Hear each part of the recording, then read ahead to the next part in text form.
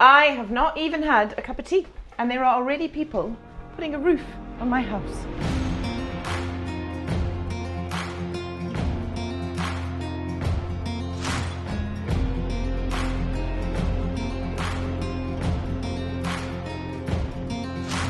This is what happens on a Monday. We take a while to get the engines firing on all cylinders sometimes. Not the boys, mind. Look, Mum!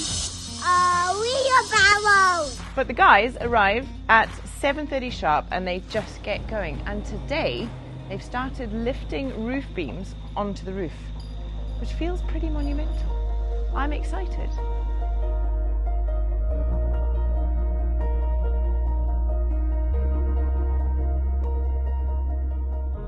So, let's go and have a look and see if I can explain what's going on. Up there on the crane, you can see some cement beams being lifted into place. Now, these cement beams have all come pre-cut, pre-measured to go into place. So, from what I understand, they're going to be laying the first half of the roof, the longest A-frame that goes across the roof. They're going to be laying that first today, maybe on both sides, and then they're going to start on the smaller pieces. This is pretty epic. Right, so down here you can see all of the beams cut to different sizes. Obviously those are the really long ones that are going across that main apex which runs the width of the house.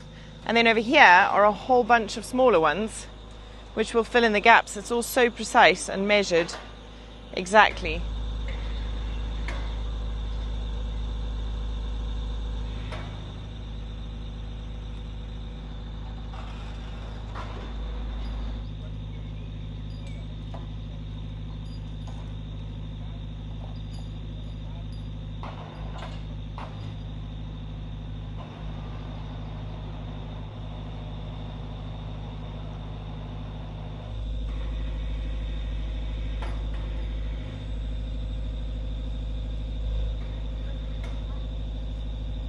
Shiva is just here covering up the cornicing with plastic. If you remember, we've explained it before, but the cornicing, it tucks beneath the roof. So it kind of joins the walls with the underside of the roof and just finishes it off really, really beautifully.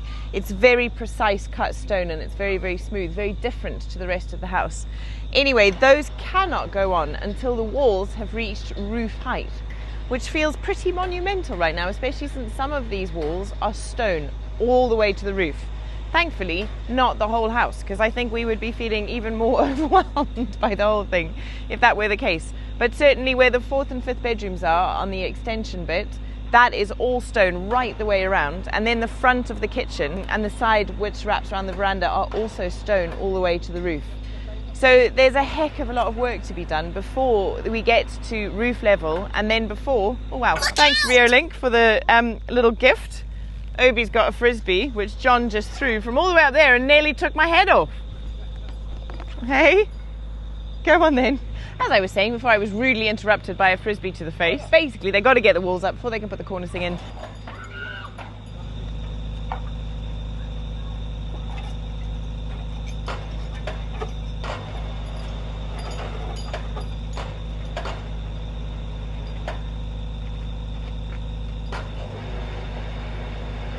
Now, I'm going to see if I can get up there before they get there and film them arriving. I don't think I'm as quick as the crane. It's quite a long way up, you see.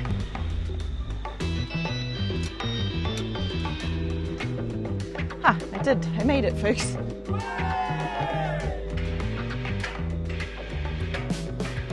So now we're up here, I can explain better what's going on. So these obviously go along like this on the width of the house. There's the front view. And then those little ones either go in between them or onto this apex here. So we'll see what they get up to. You know, something we've had a fair bit in the comments is why don't you have a roof terrace? Like the view from up here is so exceptional. And you're not wrong. Like it would be lovely to have a roof terrace up here. It's not really something that's done in Portugal very much. I think in cities obviously, but not out here in the countryside. You've actually got me thinking. I've never thought about it really to have a roof terrace. We've got so much space in this house and so much outside space. It doesn't really feel like we need a roof terrace. The views are spectacular, so it does seem like a bit of a shame. But anyway, Eduardo actually would kill us if we decided we wanted a roof terrace. So we didn't think of it. It's just one of those things It would have been lovely, but I actually also wonder if it might have just been a little bit uncomfortably high. So just looking here, I bought some seeds back from a friend's house in the UK, hollyhocks, and I've grown them right there. Beautiful flower, really, I don't know, Dad, yes, buddy. Dad, can you put some egg in? You betcha. Hang on, let's have a look. There we go, there's it. Try that. Give it a good old shake. Yeah, it's a very iconic flower from the area of the UK that we come from. So I'm delighted to have a hollyhock here. Beautiful. One of my favourites. Oh gosh, I'm so busy talking about hollyhocks, I totally missed the arrival of some more beams.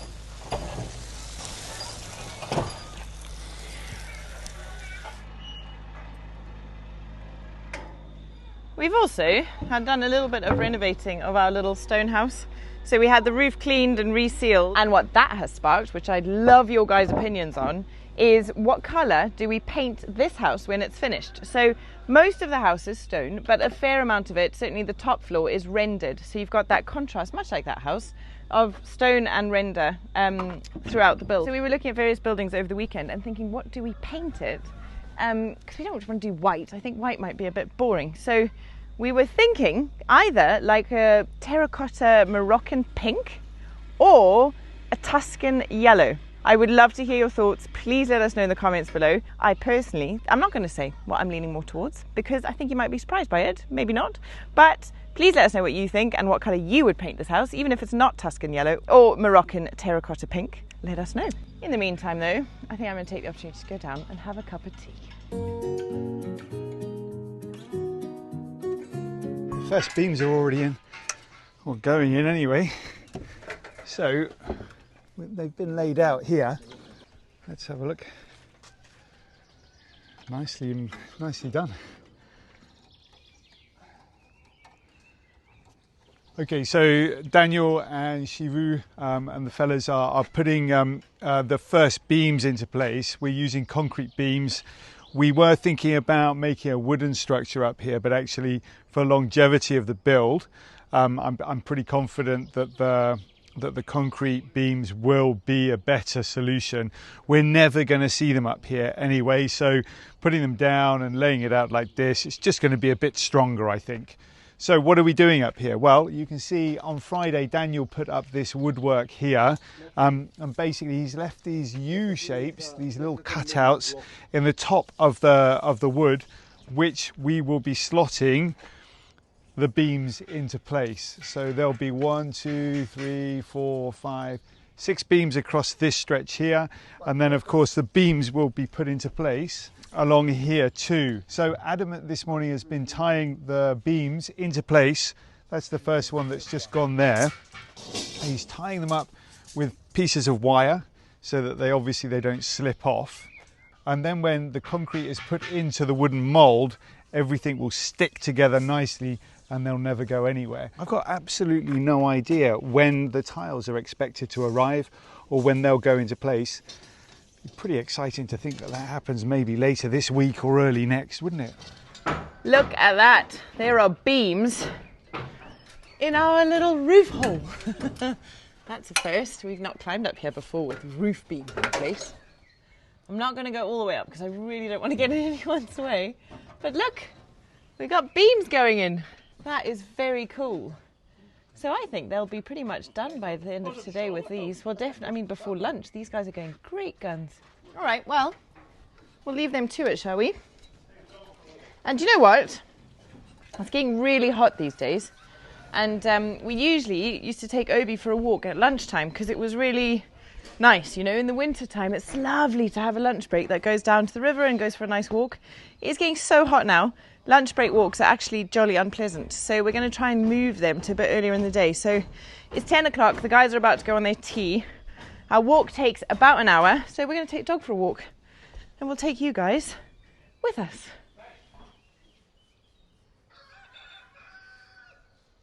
Obi, do you want to go for a walk? You want to go for a walk? Hey, buddy. Oh, you're such a good dog.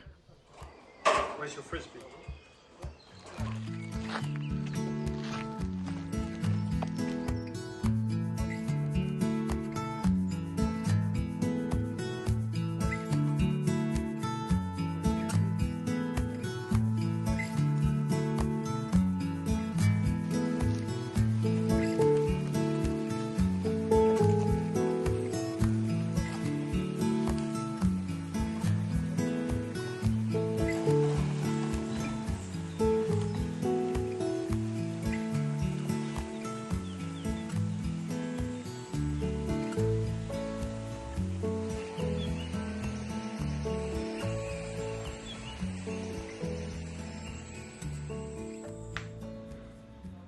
Between filming and fixing up the farm and chasing after the boys, I never have enough time to stop and just jot things down. And I'm always thinking. And because I use my phone to film everything, it's usually busy doing a time lapse or filming Tara. Stopping to take a note just isn't ideal. And that's where this little guy comes in. Total game changer. It's called the Plord Note Pin, and it's the world's most wearable AI note taker. I just clip it on and I forget about it while it captures everything that I say. I need to figure out today how to get that tiny house project started, the bathroom there, so that we can get the boys an au pair.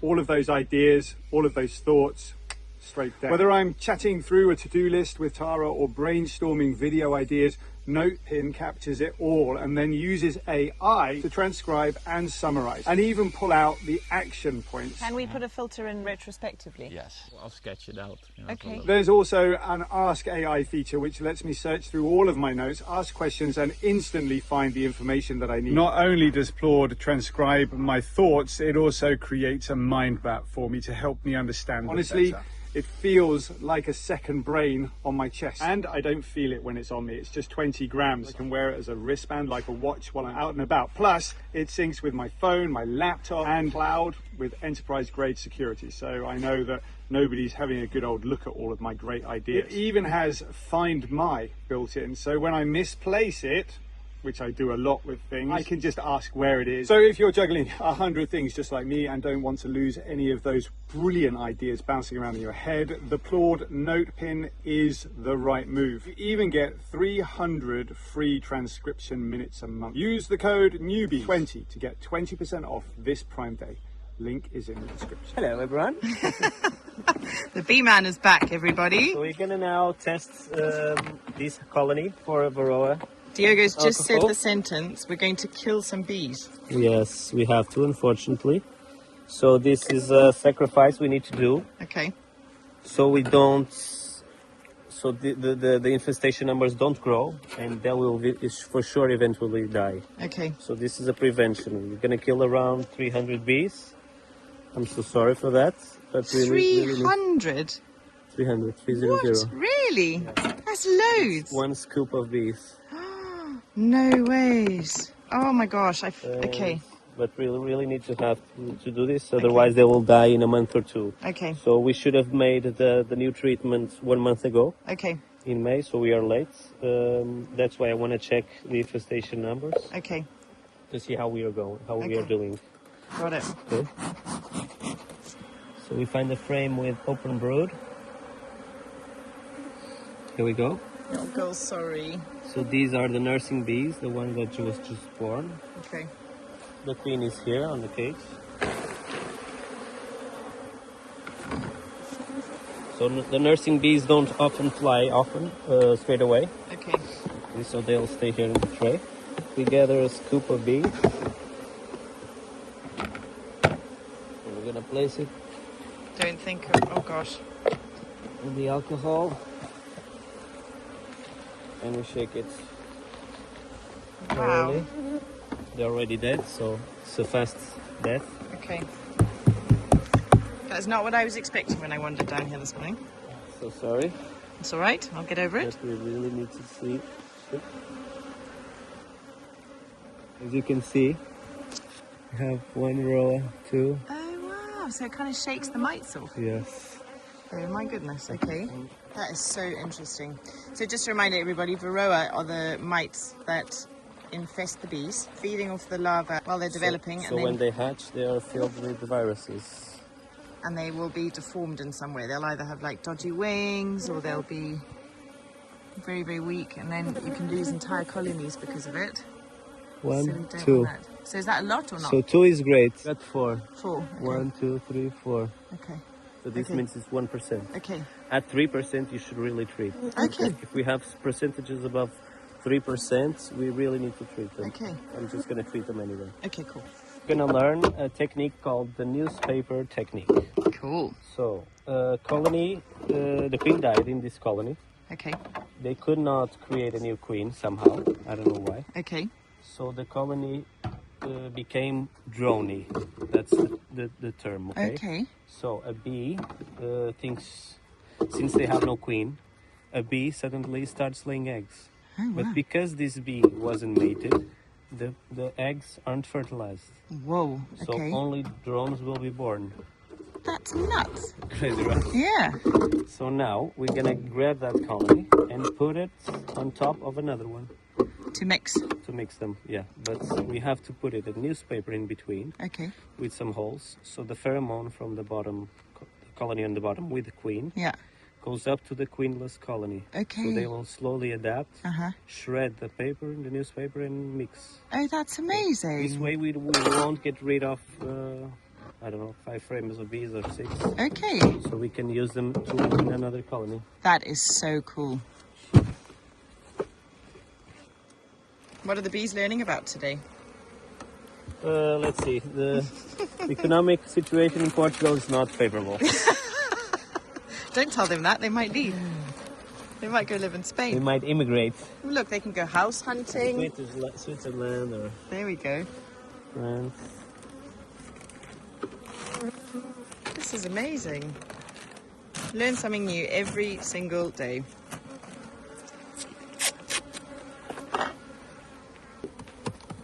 Okay, so now we go to the drone hive. Company. Oh, is this it? Yeah, unfortunately, this was our strongest hive, Oh no. and some happens, and you can see. In So it's all 3, about how the brood frames look. 2, 1. You'll see. Yes, exactly.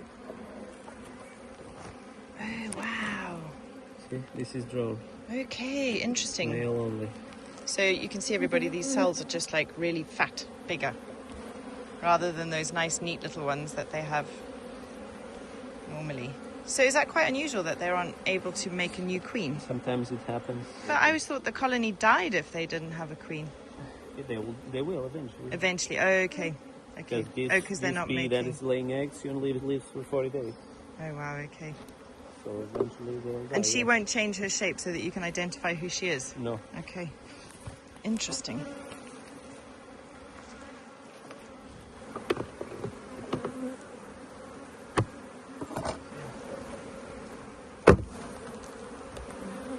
Ta-da! Welcome to your new home, everybody.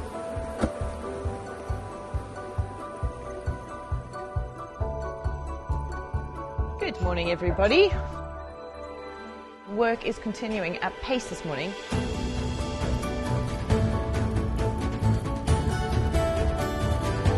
Well, everybody's just arrived on site, and immediately things are hotting up. The generator's just gone on right there. Yesterday was actually a public holiday in Portugal, so we had the guys here on Monday. Tuesday there was no one here, and we had a really lovely day. We went and took the boys down to the river, had a swim.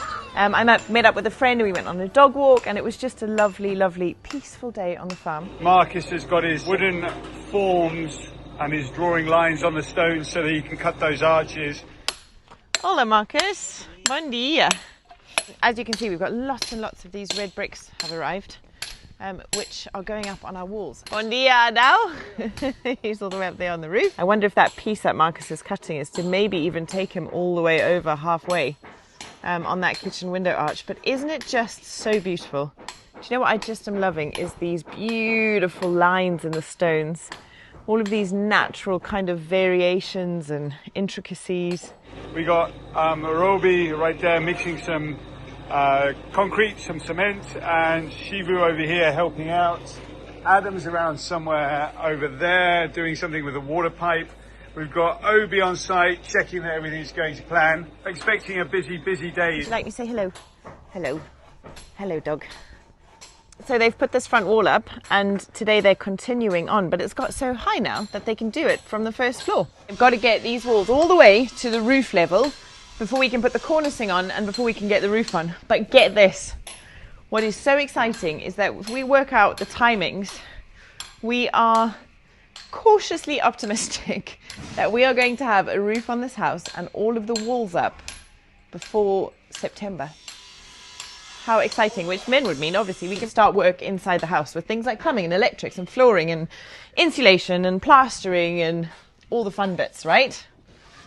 Apart from the plumbing. Here's the guys up here, and we've got Joao and Shiva up here doing these doing the block work, getting this wall up to the next level. That's what's going on this level. We started at the bottom, now we're in the middle, but there's even stuff going on the roof. Also got Daniel upstairs right now. He's just finishing off those roof beams. Look, Mum.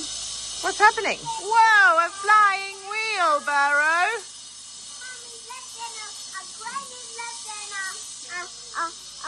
Wheelbarrow. What? Nice.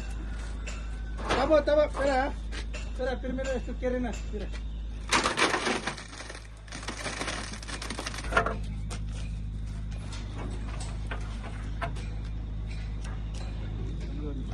I've got so used to ladders now, I can climb up here without any drama. All of these beams are being secured into place by wires that are holding the tops of the beams to the main apexes for each of the roofs. They've poured concrete in this morning, so they're finishing up all the work on here, and then I think the roof is just about ready. It's just waiting for walls.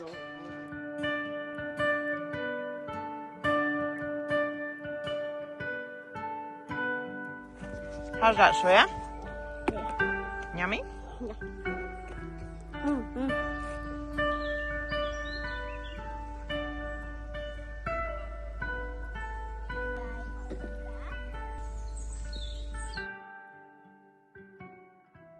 Marcus has basically been working all morning on just cutting stone.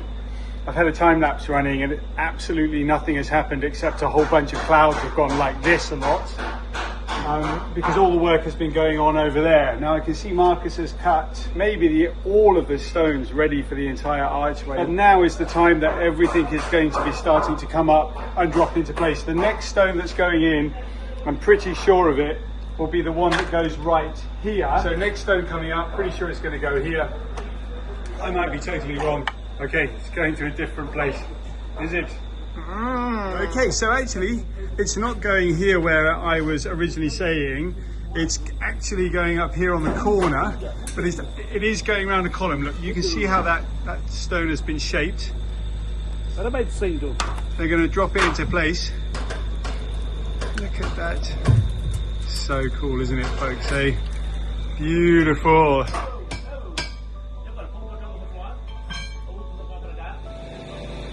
Next piece is going up. Oh. Just need to get a piece of rope underneath it. There we go. This is part of the arch. Marcus carved out this morning. You see its shape.